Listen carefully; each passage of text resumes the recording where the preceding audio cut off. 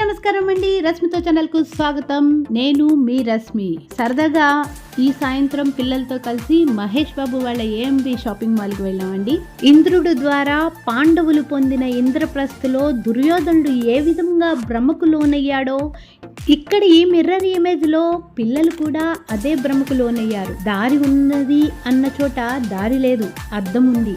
అప్పుడప్పుడు ఆ అద్దం వారి తలకు తాగుతూ అద్దాన్ని తరుముకుంటూ దారిని వెతుక్కుంటూ గమ్యస్థానాన్ని చివరకు పిల్లలు ఆనందంగా చేరుకున్నారు. ఇలాంటి చిన్న చిన్న అనుభూతుల్ని ఒక మధుర జ్ఞాపకంగా నిలుస్తాయని తలుస్తూ మీ రశ్మితో.